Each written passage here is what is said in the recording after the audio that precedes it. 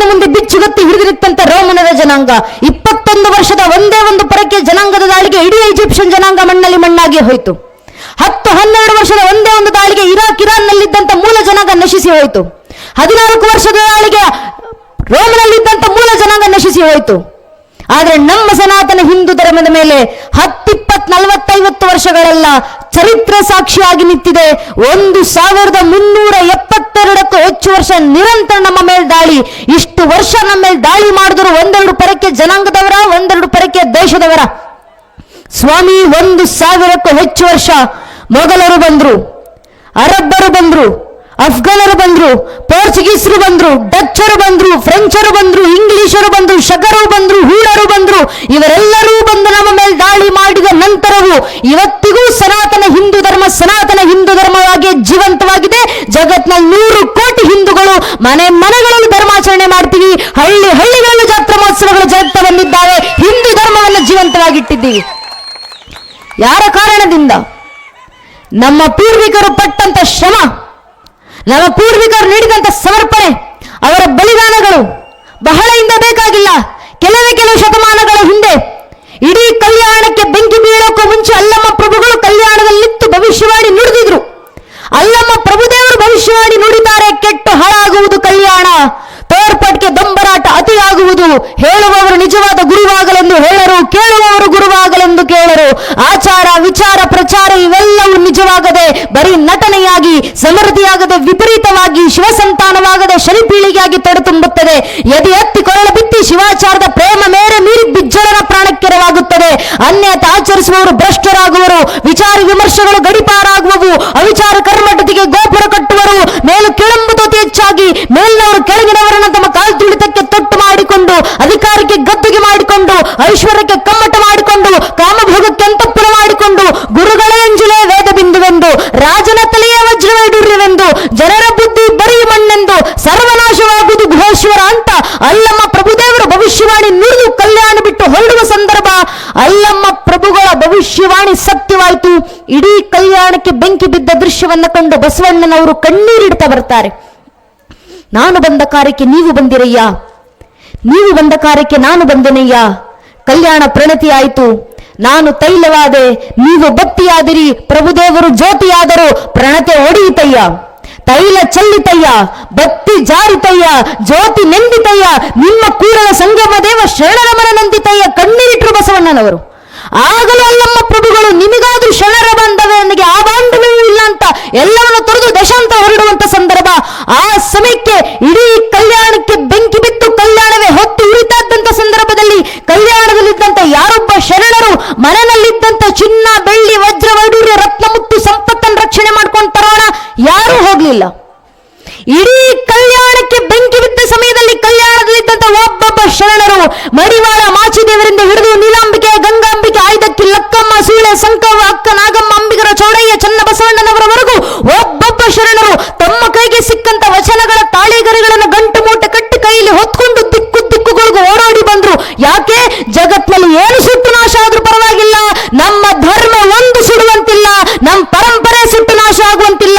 ನಮ್ಮ ಸನಾತನ ಹಿಂದೂ ಧರ್ಮದ ಜೀವಂತಿಗೆಗೋಸ್ಕರ ನಮ್ಮ ಪೂರ್ವಿಕರು ನೀಡಿದ ಸಮರ್ಪಣೆಗಳಂತವು. ಒಬ್ಬ ಅಕ್ಕನಾಗಲಂಬಿಕೆ 90 ವಯಸ್ಸಿನ ವೃದ್ಧೆ ತನ್ನ ಬೆನ್ನಿನ ಮೇಲೆ ವಚನಗಳ ತಾಳಿಗೈನಗಳನ್ನು ಕಟ್ಕೊಂಡು ದಿಕ್ಕುಗಳಿಗೆ ಬಂದಿದ್ದಾರೆ. ಆ ಒಂದು ವಚನದ ಸಂಗ್ರಹಣೆ ಆದ್ರೆ ಸಾಕು, ಆ ಒಂದು ವಚನ ಪರಂಪರೆಯನ್ನು ಉಳಿಸಿಕೊಟ್ಟು ಮುಂದಿನ ಪೀಳಿಗೆಗೆ ಸನಾತನ ಹಿಂದೂ ಧರ್ಮವನ್ನು ಉಳಿಸಿಕೊಟ್ಟು ಹೋದ್ರೆ ಸಾಕು. ಒಬ್ಬ ಚನ್ನಬಸವಣ್ಣನವರು ಸಹ್ಯಾದ್ರಿ ಶಿಖರಕ್ಕೇರಿ ಅಲ್ಲಿ ಕೂತು ವಚನಗಳ ಸಂರಕ್ಷಣೆಯನ್ನು ಮಾಡಿ ಬಂದ್ರಲ್ಲ, ಒಬ್ಬರಾದ ನಂತರ ಒಬ್ಬರು ಅವರು ನೀಡಿದಂತ ಸಮರ್ಪಣೆ. ಸನಾತನ ಹಿಂದೂ ಧರ್ಮ ನಮ್ಮ ಕೈಗೆ ಸೇರಿದೆ. ನಮ್ಮ ಕೈಲಿರುವಂತ ಧರ್ಮ ಉಳಿಸಿ ಮುಂದಿನ ಪೀಳಿಗೆಗೆ ಹಸ್ತಾಂತರಿಸಿ ಹೋಗುವುದು ನಮ್ಮ ಜವಾಬ್ದಾರಿ. ಈಗ ಬರುವಂತ ಪ್ರಶ್ನೆ, ನಾವು ಹೇಗೆ ಧರ್ಮ ರಕ್ಷಣೆ ಮಾಡಬೇಕು? ಪರಮಪೂಜ್ಯನ ಸ್ವಾಮೀಜಿಯವರು ಇಡೀ ಸನಾತನ ಹಿಂದೂ ಧರ್ಮದ ಇತಿಹಾಸವನ್ನು ಪರಿಚಯಿಸಿಕೊಟ್ರು, ಪ್ರಸ್ತುತ ಕಾಲಘಟ್ಟವನ್ನು ಪರಿಚಯಿಸಿಕೊಟ್ರು. ಇಂತಹ ಸಂದಿಗ್ಧ ಪರಿಸ್ಥಿತಿಯಲ್ಲಿ ಧರ್ಮ ರಕ್ಷಣೆ ನಾವು ಹೇಗೆ ಮಾಡಬೇಕು? ಪ್ರಶ್ನೆಗೆ ಉತ್ತರವನ್ನು ಯುಗಗಳ ಹಿಂದೆ ಕುರುಕ್ಷೇತ್ರದ ರಂಗದಲ್ಲಿ ನಿಂತು ಭಗವದ್ಗೀತೆ 4ನೇ ಅಧ್ಯಾಯದ 7ನೇ ಶ್ಲೋಕದಲ್ಲಿ ಅರ್ಜುನನ ಮೂಲಕ ಶ್ರೀಕೃಷ್ಣ ಪರಮಾತ್ಮ ಇಡೀ ಹಿಂದೂ ಸಮಾಜಕ್ಕೆ ಮಾರ್ಗದರ್ಶನ ಕೊಡ್ತಾರೆ. ಯದಾ ಯದಾ ಈ ಧರ್ಮಸ್ಯ ಗ್ಲಾನಿರ್ಭವತಿ ಭಾರತಃ ಅಭ್ಯುತ್ಥಾನಮ ಧರ್ಮಸ್ಯ ತದಾತ್ಮಾನುಜಾಮ್ಯಂ ಪರಿತ್ರಾಣಯ ಸಾಧುನ ವಿನಾಶ ದುಷ್ಕೃತ ಧರ್ಮ ಸಂಸ್ಥಾಪನ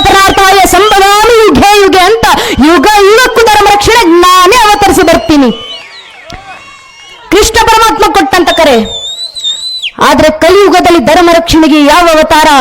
ಕೃಷ್ಣ ಪರಮಾತ್ಮ ಹೇಳ್ತಾರೆ, ಕಲಿಯುಗದ ಅಂತ್ಯದಲ್ಲಿ ಕಲಿಕೆ ಅವತಾರ. ಆದರೆ ಕಲಿಯುಗ ನಡೀತಾ ಇರಬೇಕಾದ್ರೆ ಕಲಿಯುಗದೊಳಗೆ ದೇಶ ಧರ್ಮ ರಕ್ಷಣೆಗಿರೋದು ಒಂದೇ ಒಂದು ಅವತಾರ, ಅದು ಸಂಘೆ ಶಕ್ತಿ ಕಲಿಯುಗೆ. ಸಂಘಟಿತ ಬಲದಿಂದ ಮಾತ್ರ ಕಲಿಯುಗದಲ್ಲಿ ಧರ್ಮ ರಕ್ಷಣೆ ಆಗ್ಲಿಕ್ಕೆ ಸಾಧ್ಯ. ಆದ್ರಿಂದ ಸಂಘಟಿತರಾಗಿ ಬನ್ನಿ ಹಿಂದೂ ಸಮಾಜ.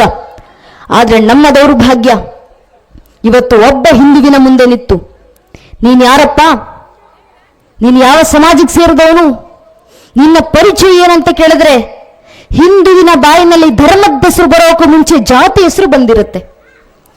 ಒಬ್ಬ ಹಿಂದೂ ಹಿಂದಾಗೋಕ್ ಮುಂಚೆ ಒಬ್ಬ ಹಿಂದೂ ಬ್ರಾಹ್ಮಣ ಆಗ್ತಾರೆ, ಒಬ್ಬ ಹಿಂದೂ ಲಿಂಗಾಯತರಾಗ್ತಾರೆ, ಒಬ್ಬ ಹಿಂದೂ ಕುರುಬರಾಗ್ತಾರೆ, ಒಬ್ಬ ಹಿಂದೂ ಗೌಡ್ರಾಗ್ತಾರೆ, ಒಬ್ಬ ಹಿಂದೂ ನಾಯಕ್, ಒಬ್ಬ ಹಿಂದೂ SC, ಒಬ್ಬ ಹಿಂದೂ ST, ಒಬ್ಬ ಹಿಂದೂ ಶೆಟ್ಟಿ, ಒಬ್ಬ ಹಿಂದೂ ಪೂಜಾರ್, ಒಬ್ಬ ಹಿಂದೂ ಮರಾಠ, ಒಬ್ಬ ಹಿಂದೂ ಬರಿಯಾ, ಒಬ್ಬ ಹಿಂದೂ ಜಾಟ್, ಒಬ್ಬ ಹಿಂದೂ ಮಾಹರ್, ಒಬ್ಬ ಹಿಂದೂ ರಾಜಪೂತ್, ಒಬ್ಬ ಹಿಂದೂ ಮೊಗವೀರ.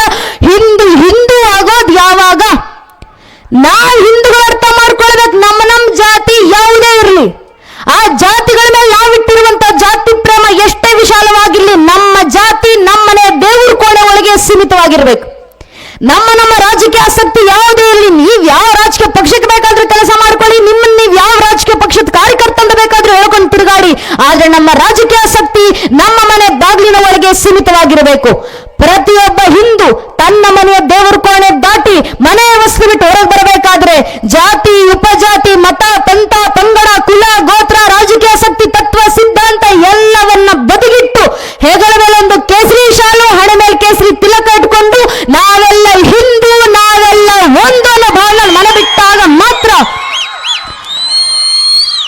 ನಮ್ಮ ಸನಾತನ ಹಿಂದೂ ಧರ್ಮ ರಕ್ಷಣೆ. ಹಿಂದೂಗಳಲ್ಲಿ ಬರಬೇಕಾಗಿರುವಂತ ಸಂಘಟಿತ ಬಲ ಅದು. ಇದೇ ಧರ್ಮ ಜಾಗೃತಿ. ಮುಂದೊಂದು ದಿನ ಯಾರಾದ್ರೂ ನಮ್ಮ ಮುಂದೆ ನಿಂತು ನೀನ್ ಯಾರಪ್ಪ, ನೀನ್ ಯಾವ ಸಮಾಜಕ್ಕೆ ಸೇರಿದವನು, ನಿನ್ನ ಪರಿಚಯ ಏನು ಅಂತ ಪ್ರಶ್ನೆ ಮಾಡಿದ್ರೆ ನಮ್ಮ ಬಾಯಿಂದ ಬರುವಂತ ಉತ್ತರ ಜಾತಿ ಉಪಜಾತಿ ಮತ ಪಂಥ ಪಂಗಡ ರಾಜಕೀಯ ಆಸಕ್ತಿಗಳ ಹೆಸರಾಗಿರೋದು ಬೇಡ. ನಮ್ಮ ಪರಿಚಯ ಯಾವುದು, ನಾವು ಯಾವ ಸಮಾಜಕ್ಕೆ ಸೇರಿದವರು? ಹಿಂದೂಗಳ ಪರಿಚಯವನ್ನ ಪೂಜ್ಯನೇ ಅಟಲ್ ಬಿಹಾರಿ ವಾಜಪೇಯಿ ಬರೆದು ಕೊಟ್ಟೋಗ್ತಾರೆ. ವಾಜಪೇಯಿ ಅವರು ಬರೀತಾರೆ, ಮೇ ಶಂಕರ್ ಕಾವ ಹಕ್ರೋದ ಲಲಕರ್ ಸಕತಾಜ್ ಗುಗೋಕ್ ಶಾರ್ ಕ್ಷಾರ್ ಮೇ ಡಮರು ಕಾವ ಪ್ರಳಂಕಾರ ಧ್ವನಿ जिसमें निशिता भीषण संहार मैं मां दुर्गा का नमत्तहास मैं मां काली का शस्त्राभ्यास मैं यम की प्रलयंकारी पुकार अगर अंतरतम की अग्नि से जगती में आग लगा दूं मैं यदि दल कुटे जड़ स्थलंबर जड़ चेतन तो कैसा विस्मय हिंदू तन मन हिंदू जीवन रग रग हिंदू मेरा परिचय ಅಂತ ಅಟಲ್ ಬಿಹಾರಿ ವಾಜಪೇಯಿ ಬರ್ಕೊಟ್ಟೋಗ್ತಾರಲ್ಲ, ಅದು ನಮ್ಮ ತನದ ಪರಿಚಯ. ಇದು ಧರ್ಮ ಜಾಗೃತಿ, ಇದು ಧರ್ಮ ಸಂಘಟನೆ. ಈ ಜಾಗೃತಿ ಎಲ್ಲಿ ಶುರುವಾಗಬೇಕು? ಧರ್ಮ ಸಂಘಟನೆ ಎಲ್ಲಿಗೆ ಬರಬೇಕು? ಮನೆಗಳಿಂದ ಧರ್ಮ ಜಾಗೃತಿ ಶುರುವಾಗಬೇಕು. ಮನೆಗಳಿಂದ ಧರ್ಮ ಸಂಘಟನೆ ಶುರುವಾಗಬೇಕು. ಮನೆಗಳ ಧರ್ಮ ಜಾಗೃತಿ ಆಗುವುದಂದ್ರೇನು? ಹಿಂದೂ ಮನೆಯಲ್ಲಿ ಹುಟ್ಟು ಬರುವಂತ ಒಂದೊಂದು ಹಿಂದೂ ಮಗು ಪ್ರಭು ಶ್ರೀರಾಮಚಂದ್ರಂತೆ ಹುಟ್ಟಿ ಬರಬೇಕು. ಹಿಂದೂ ಮಣ್ಣಲ್ಲಿ ಬೆಳೆಯುವಂತ ಒಬ್ಬೊಬ್ಬ ಹೆಣ್ಣು ಮಗಳು ತಾಯಿ ಸೀತಾಮಾತೆ ಆದರ್ಶದಲ್ಲಿ ಬೆಳೆದು ಬರಬೇಕು. ಆದ್ರೆ ಮನೆಗಳಲ್ಲಿ ಪ್ರಭು ಶ್ರೀರಾಮಚಂದ್ರಂತ ಮಕ್ಕಳು ಹುಟ್ಟಿ ಬರಬೇಕಂದ್ರೆ ಮನೆಯಲ್ಲಿರುವಂತ ಒಬ್ಬೊಬ್ಬ ತಾಯಿ ಕೌಶಲ್ಯ ಆದಾಗ ಮಾತ್ರ ಅದು ಸಾಧ್ಯ ಆಗೋದು. ಆದ್ರಿಂದ ತಾಯಿಂದ್ರು ಜಾಗೃತರಾಗಿ ಮನೆಯ ಮಕ್ಕಳನ್ನು ಜಾಗೃತಗೊಳಿಸಿ, ಮಕ್ಕಳ ಧರ್ಮ ಬೋಧನೆಯನ್ನು ತುಂಬಿಸಿ. ಯಾವುದೋ ಮೂಲಕ ಮಕ್ಕಳ ಧರ್ಮ ಬೋಧನೆ ತುಂಬಿಸ್ತೀರಾ? ಧರ್ಮ ಗ್ರಂಥಗಳ ಮೂಲಕ. ನಿಮ್ಮಿಂದ ಸಾಧ್ಯವಾದ್ರೆ ದಯವಿಟ್ಟು ಮಕ್ಕಳಿಗೆ ಧರ್ಮ ಗ್ರಂಥಗಳ ಪರಿಚಯ ಮಾಡಿಕೊಡಿ. ಆಗ್ಲಿಲ್ವಾ? ನಮಗೆ ವೇದೋಪನಿಷತ್ಗಳ ಪಾಠ ಆಗಿಲ್ಲಮ್ಮ, ರಾಮಾಯಣ ಮಹಾಭಾರತ ಅಂತ ಇತಿಹಾಸವನ್ನು ಓದಿ ಹೇಳುವಷ್ಟು ಸಮಯ ನಮಗಿಲ್ಲ. ಕನಿಷ್ಠ ಪಕ್ಷ ಭಗವದ್ಗೀತೆಯಲ್ಲಿರುವಂತಹ ಶ್ಲೋಕಗಳನ್ನು ಮಕ್ಕಳಿಂದ ಹೇಳಿಸ್ಲಿಕ್ಕೆ ನಮಗೆ ಸಾಧ್ಯ ಇಲ್ಲ ಅಂತ ನಿಮಗೆ ಅನಿಸಿದ್ರೆ ಪರವಾಗಿಲ್ಲ. ಸಾಧ್ಯವಾದ್ರೆ ಮಕ್ಕಳಿಗೆ ಧರ್ಮ ಗ್ರಂಥಗಳನ್ನು ಪರಿಚಯ ಮಾಡಿಕೊಡಿ. ಆಗ್ಲಿಲ್ವಾ? ಕನಿಷ್ಠ ಪಕ್ಷ ವಾರಕ್ಕೆ ಒಂದು ದಿನ ಮನೆ ಮಕ್ಕಳನ್ನ ಕರ್ಕೊಂಡು ದೇವಸ್ಥಾನಕ್ಕೆ ಬನ್ನಿ, ದೇವಸ್ಥಾನದಲ್ಲಿ ಕೂರಿಸಿ ಮಕ್ಕಳ ಬಾಯಿಂದ ಭಜನೆಗಳನ್ನು ಹಾಡಿಸಿ ಸಾಕು. ಆ ಮಗುವಿನಲ್ಲಿ ತನ್ನಿಂತಾನೇ ಧರ್ಮ ಜಾಗೃತಿ ಆಗುತ್ತೆ. ಇವತ್ತು ಹಿಂದೂ ಮನೆ ಪೋಷಕರು ಮಾಡಬೇಕಾಗಿರುವಂತ ಮೊಟ್ಟ ಮೊದಲ ಕೆಲಸ ಇದು. ಮನೆಯ ಮಕ್ಕಳನ್ನ ದೇವಸ್ಥಾನಕ್ಕೆ ಕರ್ಕೊಂಡು ಬರೋದು. ಆ ಕೆಲಸ ಹಿಂದೂ ಸಮಾಜ ಮಾಡಲಿಲ್ಲ. ನಾನು ಹಿಂದೂ ಪೋಷಕರಲ್ಲೇ ಒಂದು ಪ್ರಶ್ನೆ, ನಮ್ಮ ಮಕ್ಕಳಿಗೆ ದೇವಸ್ಥಾನಕ್ಕೆ ಹೋಗಬೇಕು, ನಮ್ಮ ಮಕ್ಕಳಿಗೆ ಭಜನೆ ಹಾಡಬೇಕು, ನಮ್ಮ ಮಕ್ಕಳಿಗೆ ಯಾಕೆ ವಚನ ದಾಸರ ಕೀರ್ತನೆಗಳು ಭಗವದ್ಗೀತೆ ಶ್ಲೋಕ ನಮ್ಮ ಮಕ್ಕಳನ್ನ ಕಾನ್ವೆಂಟ್ ಕಳಿಸ್ತಿದ್ದೀವಲ್ಲ, ಲಕ್ಷ ಲಕ್ಷ ಫೀಸ್ ಕಟ್ತಿದ್ದೀವಿ. ಮಕ್ಕಳು 40-50 ಸಂಬಳ ತಗೊಂಡು ಜೀವನದಲ್ಲಿ ಸೆಟ್ಲ್ ಆದ್ರೆ ಸಾಕಲ್ವಪ್ಪ, ಇದಕ್ಕಿಂತ ಜೀವನ ಏನಿದೆ, ದೇಶ ಧರ್ಮ ಕಟ್ಕೊಂಡು ನಮ್ಮ ಮಕ್ಕಳಿಗೇನು ಅನ್ನೋ ಪ್ರಶ್ನೆ ಹಿಂದೂ ಪೋಷಕರಲ್ಲೇ. ಯಾಕೆ ಮಕ್ಕಳನ್ನ ದೇವಸ್ಥಾನಗಳಿಗೆ ಕರ್ಕೊಂಡು ಬರಬೇಕು? ಯಾಕೆ ಮಕ್ಕಳಿಗೆ ಭಜನೆಗಳನ್ನು ಕಲಿಸಬೇಕು? ಧರ್ಮ ಸಂಸ್ಕಾರ ಕೊಡಬೇಕು? ಧರ್ಮ ಗ್ರಂಥಗಳ ಪರಿಚಯ ಪರಿಚಯ ಮಾಡ್ಕೊಡ್ಬೇಕಂತ ಹೇಳ್ತಿರೋದಂದ್ರೆ ದೇಶ ರಕ್ಷಣೆಗಲ್ಲ ಸ್ವಾಮಿ, ಧರ್ಮ ರಕ್ಷಣೆಗೂ ಅಲ್ಲ, ಕನಿಷ್ಠ ಪಕ್ಷ ಸ್ವಾರ್ಥಕ್ಕೋಸ್ಕರ. ನಮ್ಮದೇ ಕರ್ನಾಟಕದ ಬೆಳಗಾವಿ ಆಸ್ಪತ್ರೆಯಲ್ಲಿ ದುರಾದೃಷ್ಟವಶಾತ್ ವೃದ್ಧರೊಬ್ಬರು ತೀರಿಕೊಂಡಿದ್ರು. ಆಸ್ಪತ್ರೆಯವರೆಲ್ಲ ಪೊಲೀಸರಿಗೆ ಫೋನ್ ಮಾಡಿದ್ರು, ನಮ್ಮ ಆಸ್ಪತ್ರೆಯಲ್ಲಿ ಅಡ್ಮಿಟ್ ಆಗಿದ್ದಂತ ವೃದ್ಧರು ತೀರಿಕೊಂಡಿದ್ದಾರೆ ಸರ್, ಇಷ್ಟು ದಿನ ಅವರನ್ನ ನೋಡ್ಕೊಂತಿದ್ದಂತ ಹುಡುಗ ಪರಾರಿಯಾಗಿದ್ದಾನೆ, ಫೋನ್ ಮಾಡಿದ್ರೆ ಫೋನ್ ಎತ್ತಲ್ಲ, ಏನ್ ಮಾಡ್ಬೇಕು ಬಂದು ನೋಡಿ ಅಂತ. ಪೊಲೀಸರೆಲ್ಲ ಆಸ್ಪತ್ರೆಗೆ ಧಾವಿಸಿ ಬಂದ್ರು. ಆ ವೃದ್ಧರ ಡಾಕ್ಯುಮೆಂಟ್ಸ್ ಏನಿದ್ದಾವೆ ಆಸ್ಪತ್ರೆಯವರ ಹತ್ರ ಎಲ್ಲ ತೆಗೆಸಿದ್ರು. ಅವರ ಅಡ್ರೆಸ್ ಹುಡ್ಕೊಂಡೋಗಿ ಅಕ್ಕಪಕ್ಕದ ಮನೆಯವರ ಹತ್ರ ನಿಂತು ಕೇಳಿದ್ರು, ನಿಮ್ಮ ಪಕ್ಕದ ಮನೆಯಲ್ಲಿದ್ದಂತ ವೃದ್ಧ ನಮ್ಮ ಆಸ್ಪತ್ರೆಗೆ ಅಡ್ಮಿಟ್ ಆಗಿದ್ರು, ದುರಾದೃಷ್ಟವಶಾತ್ ಆಸ್ಪತ್ರೆಯಲ್ಲಿ ತೀರಿಕೊಂಡಿದ್ದಾರೆ, ಅವರಿಗೆ ಮಕ್ಕಳು ಮೊಮ್ಮಕ್ಕಳು ನೆಂಟಸ್ಥರು ಕುಟುಂಬಸ್ಥರು ಸಂಬಂಧಿಕರು ಬಂಧು ಬಾಂಧವರು ಮನೆಯವರಂತರಾದ್ರೂ ಜಗತ್ನಲ್ಲಿ ಯಾರಾದ್ರೂ ಇದ್ರ?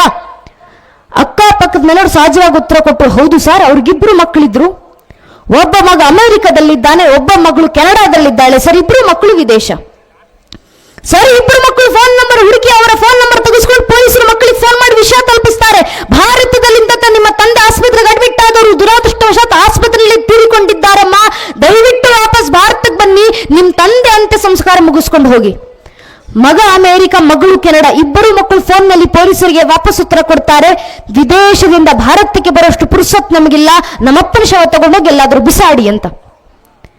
ನಮ್ಮದೇ ಕರ್ನಾಟಕದ ಬೆಳಗಾವಿನಲ್ಲಿ ಕೆಲವು ಸಮಯದ ಹಿಂದೆ ನಡೆದಂತ ಘಟನೆ. ಯಾಕಿಂತ ಘಟನೆಗಳು ಸಮಾಜದಲ್ಲಿ ಘಟಿಸ್ತಿದ್ದಾವೆ, ಯಾಕಿಂತ ಸಂದರ್ಭಗಳು ಜಗತ್ತಿನಲ್ಲಿ ನಿರ್ಮಾಣ ಆಗ್ತಿದ್ದಾವೆ? ಒಂದೇ ಒಂದು ಕಾರಣ, ಮನೆಯಲ್ಲಿ ಸಂಸ್ಕಾರದ ಕೊರತೆ.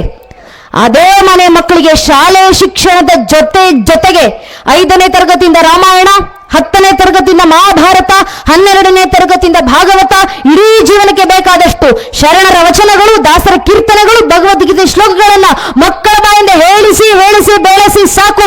ಆ ಮಕ್ಕಳು ತಮ್ಮ ಕೊನೆ ಉಸಿರಿರುವವರೆಗೂ ನಿಮ್ಮನ್ನ ಅಂದ್ರೆ ತಂದೆ ತಾಯಿಂದ್ರನ್ನ ದೇವರ ಸ್ಥಾನದಲ್ಲಿಟ್ಟು ನಿಮ್ಮ ಪಾದ ಪೂಜೆ ಮಾಡಿ ಸಾಕೊಳ್ತಾರೆ. ಕಾರಣ ಧರ್ಮ ಮಕ್ಕಳಿಗೆ ಹೇಳ್ಕೊಡುತ್ತೆ, ಮಾತೃದೇವೋ ಭವ ಪಿತೃದೇವೋ ಭವ ಅನ್ನೋ ಸಂಸ್ಕಾರ.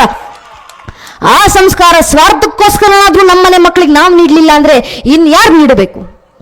ಆದ್ರೆ ನಮ್ಮ ದೌರ್ಭಾಗ್ಯ, ಯಾವ ಹಿಂದೂ ಮನೆಗಳಲ್ಲಿ ಸಂಧ್ಯಾಕಾಲ ಆದ ಕೂಡಲೇ ಭಜನೆಗಳು ಕೇಳಿ ಬರಬೇಕಿತ್ತು, ಸಂಧ್ಯಾಕಾಲ ಆದ ಕೂಡಲೇ ಮನೆಯ ಮಕ್ಕಳು ಧರ್ಮ ಗ್ರಂಥಗಳ ಪಠನೆಗೆ ಸಿದ್ಧರಾಗಿ ನಿಲ್ಬೇಕಿತ್ತು. ಅಂತ ಹಿಂದೂ ಮನೆಗಳ ಧರ್ಮದ ಆಚರಣೆ ಬಿಡಿ, ಶಾಸ್ತ್ರಕಾರರ ಮಾತು ದಾರಿ ಅಂತ ಇತಿ ಧರ್ಮ ಯಾವುದು ಧರಿಸಲ್ಪಡುತ್ತೋ ಅದು ಧರ್ಮ. ನಾವು ಧರ್ಮ ಧರಿಸೋದಲ್ಲ, ಕನಿಷ್ಠ ಪಕ್ಷ ಅಂದ್ರೂ ಧಾರ್ಮಿಕ ಸಂಕೇತ ಧರಿಸುವುದು ಮರ್ತೋಗಿದ್ದೀವಿ. ಬೇರೆಲ್ಲ ಬೇಡ, ಈ ಕ್ಷಣ ಸೇರೋದು ಧಾರ್ಮಿಕ ಸಭಾ ಕಾರ್ಯಕ್ರಮ. ತಾಯಿ ಆಯುಧಕ್ಕೆ ಲಕ್ಕಮ್ಮನ ಜಾತ್ರಾ ಮಹೋತ್ಸವ ಆಕೆಯನ್ನು ಅಧಿದೇವತೆಯಾಗಿ ಮುಂದಿಟ್ಟು ನಮ್ಮ ಯಾವ ಪೂರ್ವಿಕರ ಯಾವ ಜನ್ಮದ ಪುಣ್ಯದ ಸುಕೃತದ ಫಲ ನಮಗೆ ದೊರಕಿದೆಯೋ ಗೊತ್ತಿಲ್ಲ, ನಾವೆಲ್ಲ ಹಿಂದೂ ಅಂತ ಧರ್ಮಸಭೆಯಲ್ಲಿ ಬಂದು ಕೂತಿದ್ದೀವಿ. ಒಂದು ಧಾರ್ಮಿಕ ಸಭೆಗೆ ಬಂದಾಗ ಸ್ವಲ್ಪ ಅಕ್ಕಪಕ್ಕ ಸುತ್ತಮುತ್ತ ಕಣ್ಣಾಡಿಸಿ ನೋಡಿ. ನಿಮ್ಮ ಅಕ್ಕಪಕ್ಕದಲ್ಲಿ ಹಿರಿಯರು ಇರ್ತಾರೆ, ಸುತ್ತಮುತ್ತ ವೃದ್ಧರು ಕೂತಿರ್ತಾರೆ. ಆ ಹಿರಿಯರ ಹಣೆ ಸ್ವಲ್ಪ ಗಮನಿಸಿ. ಅವರ ಹಣೆ ತುಂಬ ವಿಭೂತಿ ಹಚ್ಚಿರ್ತಾರೆ, ಹಣೆ ಕುಂಕುಮ ಹಚ್ಚಿರ್ತಾರೆ, ಗಂಧ ಚಂದನ ತಿಲಕ ಭಂಡಾರ ಯಾವುದೋ ಒಂದು ಪರಂಪರೆಗನುಸಾರವಾಗಿ ಒಂದಲ್ಲ ಒಂದು ಧಾರ್ಮಿಕ ಸಂಕೇತ ಅವರ ಹಣೆಯಲ್ಲಿ ವಿಜೃಂಭಿಸ್ತಿರುತ್ತೆ. ಅದೇ ಸ್ವಲ್ಪ ನನ್ನ ವಯಸ್ಸಿನ, ನನ್ನ ಪೀಳಿಗೆಯ, ನನ್ನ ತಲೆಮಾರಿನ ಮಕ್ಕಳ ಹಣೆಗಳನ್ನು ಗಮನಿಸಿ ನೋಡಿ. ಎಷ್ಟು ಜನ ನನ್ನ ವಯಸ್ಸಿನ ಮಕ್ಕಳು ಹಣೆಗೆ ಧಾರ್ಮಿಕ ಸಂಕೇತ ಧರಿಸಿ ಬಂದಿದ್ದಾರೆ. ವಿಶೇಷತಃ ನಮ್ಮ ಮನೆ ಹೆಣ್ಣು ಮಕ್ಕಳು ಹಣೆಗೆ ಕುಂಕುಮ ಇಡೋ ಪದ್ಧತಿಯನ್ನೇ ಮರೆತು ಹೋಗ್ತಿದ್ದಾರೆ. ಇವಾಗಿನ ನಮ್ಮ ಮನೆ ಹೆಣ್ಣು ಮಕ್ಕಳು ಹಣೆಗೆ ಕುಂಕುಮವನ್ನೇ ಧರಿಸೋದಿಲ್ಲ. ಅಮ್ಮಮ್ಮ ಅಂದ್ರೆ ಒಂದು ಕಪ್ಪು ಚುಕ್ಕಿ ತಗೊಂಡು ಹಣೆಗೆ ಇಟ್ಕೊಳ್ತಾರೆ, ಸಣ್ಣ ಕಪ್ಪು ಬಟ್ಟು. ಎಷ್ಟು ಸಣ್ಣದಾಗಿರುತ್ತೆ ಅಂದ್ರೆ ಸ್ವಲ್ಪ ದೂರದಲ್ಲಿ ನಿಂತು ನೋಡಿದ್ರೆ ಹಣೆಗೆ ಏನಾದ್ರೂ ಇಟ್ಟಿದ್ದಾರೆ ಇಲ್ವ ಅನ್ನೋದು ಕೂಡ ಕಣ್ಣಿಗೆ ಕಾಣಿಸ್ತಿಲ್ಲ. ಅಷ್ಟು ಸಣ್ಣ ಬಟ್ಟು ಇಡೋದೇನಕ್ಕೆ ಮತ್ತೆ ಕಾಟಾಚಾರಕ್ಕೆ. ಹಣೆಗೆ ಬಟ್ಟು ಇಡ್ಲಿಲ್ಲ ಅಂದ್ರೆ ಮಣ್ಣಲ್ಲಿ ಅಪ್ಪ ಅಮ್ಮ ಬೈಕೊಂಡು ತಿರುಗಾಡ್ತಾರೆ ಅನ್ನೋ ಕಾಟಾಚಾರಕ್ಕೆ ಹಣೆಗೆ ಸಣ್ಣ ಬಟ್ಟು. ತಪ್ಪು ನಮ್ಮನೆ ಹೆಣ್ಣು ಮಕ್ಕಳಿಗಲ್ಲವೇ ಅಲ್ಲ. ಏನಕ್ಕೆ ಹಣೆ ಕುಂಕುಮ ಇಡಬೇಕು ಅಂತ ಹೇಳ್ಕೊಡದೇ ಇರುವಂತ ಮನೆ ಪೋಷಕರ ತಪ್ಪು, ಮನೆ ಹಿರಿಯರ ತಪ್ಪು. ನಮ್ಮನೆ ಹೆಣ್ಣು ಮಕ್ಕಳಿಗೆ ಹೇಳ್ಕೊಡ್ಬೇಕು, ನಾವು ಏನಕ್ಕಮ್ಮ ಹಣೆ ಕುಂಕುಮ ಹಚ್ಚೋದು? ಕಾಟಾಚಾರಕ್ಕಲ್ಲ.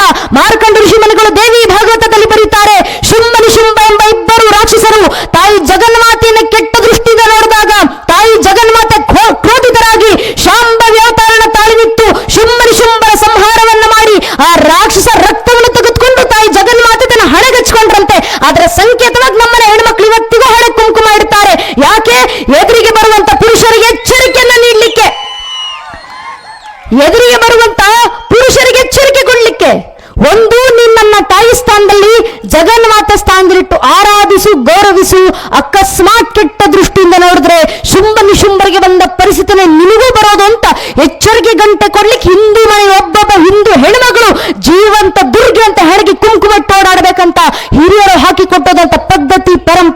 ಮನೆ ಹೆಣ್ಣು ಮಕ್ಕಳು ಮಾತ್ರ ಅಲ್ಲ, ಹೆಣ್ಣು ಮಕ್ಕಳಾಗ್ಲಿ ಗಂಡು ಮಕ್ಕಳಾಗ್ಲಿ ಹಿಂದೂ ಧರ್ಮದಲ್ಲಿ ಹುಟ್ಟಿರುವಂತ ಪ್ರತಿಯೊಬ್ಬ ಹಿಂದೂ ಖಡಾಖಂಡಿತವಾಗಿ ಒಂದಲ್ಲ ಒಂದು ಧಾರ್ಮಿಕ ಸಂಕೇತ ಹಣೆಗೆ ಧಾರಿಸಿರಲೇಬೇಕು. ಯಾಕಂದ್ರೆ ಅದು ನಮ್ಮ ಜೀವಂತಿಕೆ ಸ್ವರೂಪ. कविಗಳು ಹೇಳ್ತಾರಲ್ಲ, ये है देखो राजपुताना नाज से तलवारों पे, इसने अपना जीवन काटा भरजी पीर कटारों पे, कूद पड़ी थी याजारों पद्मिनी अंगारों पे, इस मिट्टी का कण कण के हरा कुर्बानी की गाता, इस मिट्टी से तिलक करो धरते बलिदानों की. ಅರ್ಥಾತ್ ನಮ್ಮ ಮೇಲಾದಂತ ಸಾವಿರಾರು ವರ್ಷಗಳ ದಾಳಿಗಳ ನಂತರವೂ, ನೂರಾರು ಜನಾಂಗಗಳ ಆಕ್ರಮಣಗಳ ನಂತರವೂ, ಅಸಂಖ್ಯ ಕಷ್ಟ ನಷ್ಟಗಳ ನಡುವೆಯೂ ಇವತ್ತಿಗೂ ತಲೆ ಎತ್ತಿ ನಿಂತಿರುವಂತ, ಮೃತ್ಯುವನ್ನು ಮಣಿಸಿ ಬದುಕ್ತಿರುವಂತ ಮೃತ್ಯುಂಜಯ ಸನಾತನ ಹಿಂದೂ ಧರ್ಮವನ್ನು ಜೀವಂತವಾಗಿಡ್ಲಿಕ್ಕೆ ನಾನೊಬ್ಬ ಹಿಂದೂ ಇವತ್ತಿಗೂ ಜಗತ್ತಲ್ಲಿ ಬದುಕಿದ್ದೀನಿ ಅಂತ ಜಗತ್ತಿನ ಮುಂದೆ ಸಾರಿ ಸಾರಿ ಹೇಳ್ಕೊಳ್ಳಿಕ್ಕಿರುವಂತ ಒಂದು ಸ್ವಾಭಿಮಾನದ ಸಂಕೇತ, ಹಣೆಗೆ ಧರಿಸುವಂತ ಧಾರ್ಮಿಕ ಸಂಕೇತ, ಹಿಂದೂ ಧರ್ಮದ ಹುಟ್ಟಿ ನನ್ನ ಧರ್ಮ ಸಂಕೇತ ನಾನ್ ಸ್ವಾಭಿಮಾನದಿಂದ ಹಣೆಗೆ ಧರಿಸಲಿಲ್ಲ, ಇನ್ಯಾರು ಧರಿಸ್ಕೊಂಡು ಓಡಾಡ್ತಾರೆ? ಹಿಂದೂ ಧರ್ಮದ ಹುಟ್ಟಿ ನನ್ನ ದೇವಸ್ಥಾನಗಳಿಗೆ ನಾನ್ ಬರ್ಲಿಲ್ಲ, ಇನ್ಯಾರು ಬರ್ತಾರೆ? ಹಿಂದೂ ಧರ್ಮದ ಹುಟ್ಟಿ ನನ್ನ ಭಜನೆಗಳನ್ನ ನಾನು ಹಾಡ್ಲಿಲ್ಲ, ಇನ್ಯಾರು ಹಾಡ್ತಾರೆ? ಹಿಂದೂ ಧರ್ಮದ ಹುಟ್ಟಿ ನನ್ನ ವಿಚ್ಛಿನ್ನ ಗುರು ಪರಂಪರೆಗೆ ನಾನು ಋಣಿಯಾಗಿ ನಿಲ್ಲಿಲ್ಲ, ಇನ್ಯಾರು ಋಣಿಯಾಗಿ ನಿಲ್ತಾರೆ?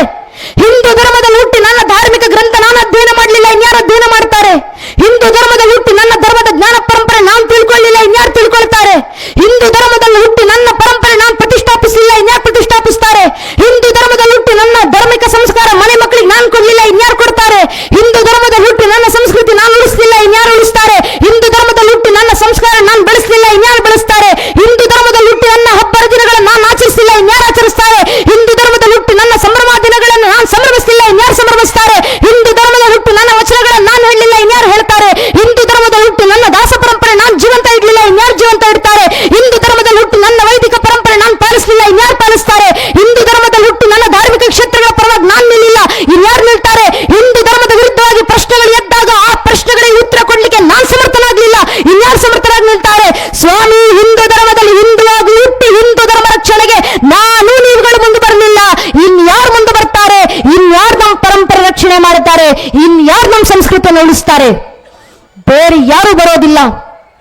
ಇಲ್ಲಿ ಕೂತಿರುವಂತ ನನ್ನ ನಿಮ್ಮ ಜನ್ಮ ಸಿದ್ಧ ಜವಾಬ್ದಾರಿ ನಮ್ಮ ಪರಂಪರೆ ಉಳಿವು. ನಾವೇ ನಮ್ಮ ಪರಂಪರೆ ರಕ್ಷಣೆ ಮಾಡಿಕೊಳ್ಬೇಕು, ನಾವೇ ಇದನ್ನ ಉಳಿಸಿ ಮುಂದಿನ ಪೀಳಿಗೆಗೆ ತಲುಪಿಸಿ ಹೋಗಬೇಕು. ಇದು ನಮ್ಮ ಜವಾಬ್ದಾರಿ. ಆ ಜವಾಬ್ದಾರಿಗೆ ನಮ್ಮ ಕೈಲಾಗುವಂತ ಕೆಲಸವನ್ನ ಮಾಡೋಣ. ಈಗ ಹಿಂದೂ ಸಮಾಜ ಧರ್ಮತ್ಕಾರಿ ಅಲ್ವಾ, ಸಂಘಟನೆ ಕಾರ್ಯಕರ್ತರು ಮಾಡ್ಕೊಳ್ತಾರೆ. ದೇಶತ್ಕಾರಿ ಅಲ್ವಾ, ಬೇರೆ ಯಾರು ಮಾಡ್ಕೊಳ್ತಾರೆ. ನಮ್ಮ ಪಾಡಿಗೆ ನಾವು ಆರಾಮಾಗಿದ್ದೀವಲ್ಲಪ್ಪ, ನನ್ನ ಮಣ್ಣಲ್ಲಿ ನಾನು ಸುಖವಾಗಿದ್ದೀನಿ ಸಾಕು, ನನ್ನ ಮಣ್ಣಲ್ಲಿ ನನ್ನ ಮಕ್ಕಳು ಸುರಕ್ಷಿತವಾಗಿದ್ದಾರೆ ಸಾಕು, ದೇಶ ಧರ್ಮ ಕಟ್ಕೊಂಡು ನನಗೇನು ನಮ್ಮ ಮಕ್ಕಳಿಗೇನು ಅನ್ನೋ ಭಾವನೆ ಹಿಂದೂ ಸಮಾಜದಲ್ಲಿತ್ತು. ಇದೇ ಆಲೋಚನೆ, ಇದೇ ಭಾವನೆ ಹಿಂದೂ ಸಮಾಜದಲ್ಲಿ ಇದ್ದಿದ್ರಿಂದಲೇ 500 ವರ್ಷಗಳಿಂದ ಇದೇ ಹಿಂದೂ ಸಮಾಜ ಜಾವ ಬಿಟ್ಟು ಬರಬೇಕಾದಂತ ಪರಿಸ್ಥಿತಿ ಬಂತು. 300 ವರ್ಷಗಳಿಂದ ಅಫ್ಘಾನಿಸ್ತಾನ ಬಿಟ್ಟು ಬಂದ್ರಿ, 200 ವರ್ಷಗಳಿಂದ ಆಗ್ನೇಯ ಏಷ್ಯಾ ಬಿಟ್ಟು ಬಂದ್ರಿ, 100 ವರ್ಷಗಳಿಂದ ತಕ್ಷಶಿಲಾ ಬಿಟ್ಟು ಬಂದ್ರಿ, 80 ವರ್ಷಗಳಿಂದ ಬರ್ಮಾ ಬಿಟ್ಟು ಬಂದ್ರಿ, 78 ವರ್ಷದಿಂದ ಪಾಕಿಸ್ತಾನ ಬಿಟ್ಟು ಬಂದ್ರಿ, 45 ವರ್ಷದಿಂದ ಬಾಂಗ್ಲಾದೇಶ ಬಿಟ್ಟು ಬಂದ್ರಿ, 35 ವರ್ಷದಿಂದ ಕಾಶ್ಮೀರ ಬಿಟ್ಟು ಬಂದ್ರಿ. ಇಷ್ಟೆಲ್ಲ ಆದ ನಂತರವೂ ಹಿಂದೂ ಸಮಾಜ ಜಾಗೃತವಾಗಲಿಲ್ಲ ಅಂದ್ರೆ ಇನ್ನು 20-25 ವರ್ಷದಲ್ಲಿ ಕೇರಳ ಬಿಡುವಂತ ಪರಿಸ್ಥಿತಿ ಬರುತ್ತೆ, 30-35 ವರ್ಷದಲ್ಲಿ ವೆಸ್ಟ್ ಬೆಂಗಾಲ್ ಬಿಡುವಂತ ಪರಿಸ್ಥಿತಿ ಬರುತ್ತೆ, 40-45 ವರ್ಷದಲ್ಲಿ ಅಸ್ಸಾಂ ಬಿಡುವಂತ ಪರಿಸ್ಥಿತಿ ಬರುತ್ತೆ. ಬಿಟ್ಟು ಎಲ್ಲಿಗೆ ಹೋಗ್ತಿರೋ ಹಿಂದೂ ಸಮಾಜ? ಜಗತ್ತಿನಲ್ಲಿರುವಂತ 200 ಕೋಟಿ ಕ್ರೈಸ್ತರು ಬಹುಸಂಖ್ಯಾತರಿರುವಂತ 125 ದೇಶಗಳಿದ್ದಾವೆ. 170 ಕೋಟಿ ಸುನ್ನಿಗಳು ಬಹುಸಂಖ್ಯಾತರಿರುವಂತ 60 ದೇಶಗಳಿದ್ದಾವೆ. 40 ಕೋಟಿ ಶಿಯಾಗಳು ಬಹುಸಂಖ್ಯಾತರಿರುವಂತ 4 ದೇಶಗಳಿದ್ದಾವೆ. 60 ಕೋಟಿ ಬೌದ್ಧರು ಬಹುಸಂಖ್ಯಾತರಿರುವಂತ 6 ದೇಶಗಳಿದ್ದಾವೆ. ಅಷ್ಟೇ ಯಾಕೆ, ಒಂದೇ 1 ಕೋಟಿ ಜನಸಂಖ್ಯೆ ಇರುವಂತ ಯಹೂದಿಗಳು ಬಹುಸಂಖ್ಯಾತರಿರುವಂತ ಅವರದ್ದೇ ಒಂದು ದೇಶ ಇದೆ, ಇಸ್ರೇಲ್. ಆದ್ರೆ ಜಗತ್ತಿನಲ್ಲಿರುವಂತ 100 ಕೋಟಿ ಹಿಂದೂಗಳಿಗಿರೋದು ಒಂದೇ ಒಂದು ದೇಶ, ಅದು ನನ್ನ ದೇಶ ಭಾರತ ಮಾತ್ರ. ಅರ್ಥಾತ್ ಭಾರತ ಬಿಟ್ಟು ನಮಗೆ ಬೇರೆ ನೆಲೆ ಇಲ್ಲ. ಅದಕ್ಕೆ ನಮ್ಮ ಪೂರ್ವಿಕರು ಬೃಹಸ್ಪತಿ ಆಗಮದಲ್ಲೇ ಬರೆದು ಹೇಳ್ತಾರೆ, ಹಿಮಾಲಯ ಸಮಾರಾಧ್ಯ ಯಾವ ಬಿಂದು ಸರೋವರಂ ತಂ ದೇವ ನಿರ್ಮಿತ ದೇಶಂ ಹಿಂದೂಸ್ತಾನ ಪ್ರಚಕ್ಷತೆ.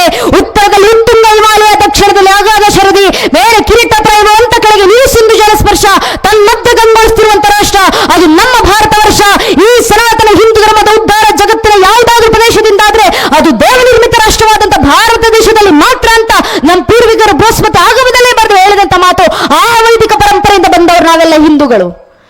ನನ್ನ ಮನೆಯಲ್ಲಿ ನಾನು ಸುರಕ್ಷಿತವಾಗಿರ್ಬೇಕು, ನನ್ನ ಮಕ್ಕಳು ಸುರಕ್ಷಿತವಾಗಿರ್ಬೇಕು, ನನ್ನ ಮೊಮ್ಮಕ್ಕಳು ಸುರಕ್ಷಿತವಾಗಿರ್ಬೇಕಂದ್ರೆ ನಾನಿರೋ ಮನೆ ಸುರಕ್ಷಿತವಾಗಿರ್ಬೇಕು. ನನ್ನ ಮನೆ ಸುರಕ್ಷಿತವಾಗಿರ್ಬೇಕಂದ್ರೆ ನಾನಿರೋ ಗಲ್ಲಿ ಸುರಕ್ಷಿತವಾಗಿರ್ಬೇಕು. ನನ್ನ ಗಲ್ಲಿ ಸುರಕ್ಷಿತವಾಗಿರ್ಬೇಕಂದ್ರೆ ನಾನಿರೋ ತಾಲೂಕು ಸುರಕ್ಷಿತವಾಗಿರ್ಬೇಕು.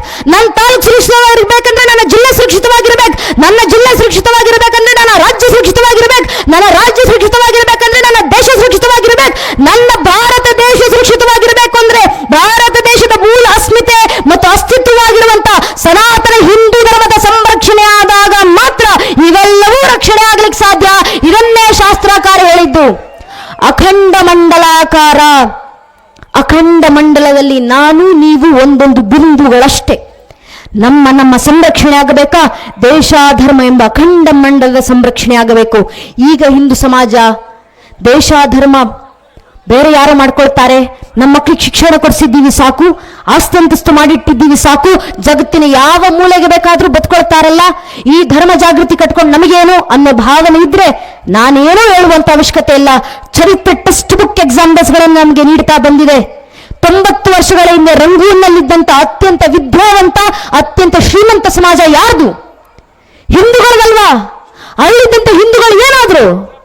78 ವರ್ಷಗಳಿಂದ ಪಾಕಿಸ್ತಾನದ ಲಾಹೋರ್ನಲ್ಲಿದ್ದಂತ ಅತ್ಯಂತ ವಿದ್ಯಾವಂತ, ಅತ್ಯಂತ ಶ್ರೀಮಂತ ಸಮಾಜ ಯಾರ್ದು? ಹಿಂದೂಗಳಲ್ವಾ?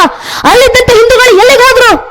45 ವರ್ಷಗಳಿಂದ ಬಾಂಗ್ಲಾದೇಶದಲ್ಲಿದ್ದಂತ ಅತ್ಯಂತ ವಿದ್ಯಾವಂತ, ಅತ್ಯಂತ ಶ್ರೀಮಂತ ಸಮಾಜ ಯಾರ್ದು? ಹಿಂದೂಗಳಲ್ವಾ? ಅಲ್ಲಿದ್ದಂತ ಹಿಂದೂಗಳು ಏನಾದ್ರು? 35 ವರ್ಷಗಳಿಂದ ಕಾಶ್ಮೀರದಲ್ಲಿದ್ದಂತ ಅತ್ಯಂತ ವಿದ್ಯಾವಂತ, ಅತ್ಯಂತ ಶ್ರೀಮಂತ ಸಮಾಜ ಯಾರ್ದು? ಹಿಂದೂಗಳಲ್ವಾ? ಅಲ್ಲಿದ್ದಂತ ಹಿಂದೂಗಳು ಎಲ್ಲಿಗೆ ಹೋದ್ರು? ರಾತ್ರಿ ಕಾಶ್ಮೀರ ಹಿಂದೂ ಸೇರಿ wipe to from the regions of Kashmir, ತಾನು ಹುಟ್ಟಿ ಬೆಳೆದಂತ ಪ್ರದೇಶಗಳಿಂದ ಕಾಶ್ಮೀರದ ಹಿಂದೂಗಳ ಜನಸೇಡ್ಗಳು ನಡೀತು, ಎಕ್ಸ್ಪೋರ್ಟ್ಸ್ಗಳು ನಡೀತು. ಚರಿತ್ರೆ ಸಾಕ್ಷಿಯಾಗಿ ನಿಂತಿದೆ. ಯಾಕೆ?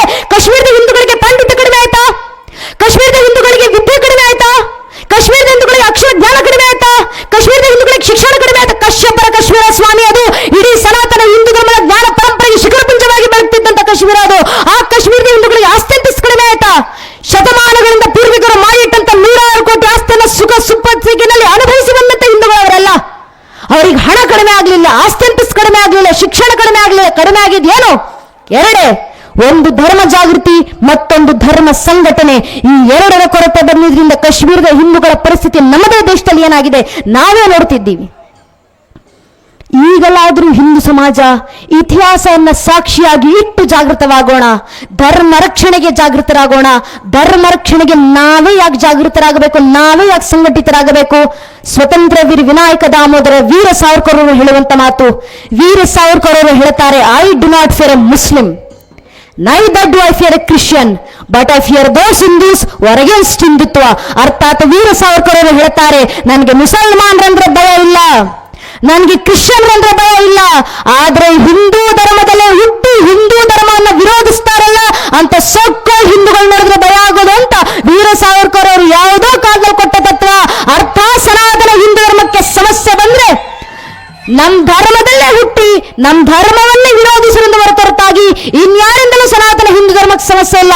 ಸ್ವಾಮಿ ಸಾವಿರಾರು ವರ್ಷ 100 ಜನಾಂಗಗಳ ಪ್ರಯತ್ನಪಟ್ಟು ಸನಾತನ ಹಿಂದೂ ಧರ್ಮ ಅಳಿಸಿ ಹೋಗೋದ್ ಬಿಡಿ, ಸನಾತನ ಹಿಂದೂ ಧರ್ಮವನ್ನು ಅಲುಗಾಡಿಸ್ಲಿಕ್ಕೂ ಯಾರಿಂದಲೂ ಸಾಧ್ಯ ಆಗ್ಲಿಲ್ಲ. ಕಾರಣ ಇದು ಸತ್ಯ ಸನಾತನ ಧರ್ಮ, ಇದು ನಿತ್ಯ ನಿರಂತರ ಗಂಗೆಂತೆ ಪ್ರವಹಿಸುತ್ತೆ.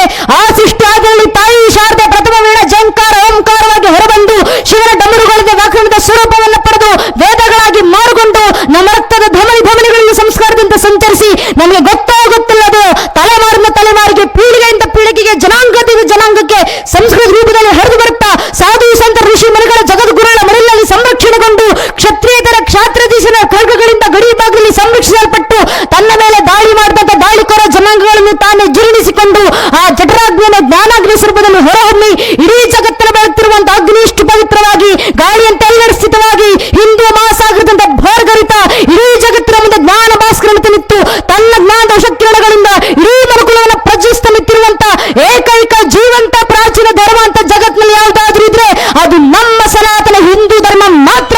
ನಮಗಿರುವಂತ ಇತಿಹಾಸ ಇದು, ನಮ್ಮ ಹಿರಿಮೆ ಇದು, ನಮ್ಮ ಚರಿತ್ರೆ ಇದು. ಅಂತ ಸನಾತನ ಹಿಂದೂ ಧರ್ಮ ರಕ್ಷಣೆ ಆಗಬೇಕಂದ್ರೆ ನಾವುಗಳು ಜಾಗೃತರಾದ್ರೆ ಸಾಕು, ನಾವು ಸಂಘಟಿತರಾದ್ರೆ ಸಾಕು.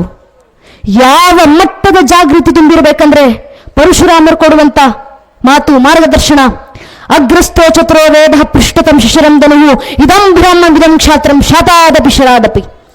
ಮಸ್ತಕದಲ್ಲಿ ಚತುರ್ವೇದಗಳ ಜ್ಞಾನಗಳು ತುಂಬಿದ್ದಾವೆ, ಬೆನ್ನಿನಲ್ಲಿ ಬಾಣಗಳ ಬತ್ತಳಿಕೆಗಳು ತುಂಬಿದ್ದಾವೆ.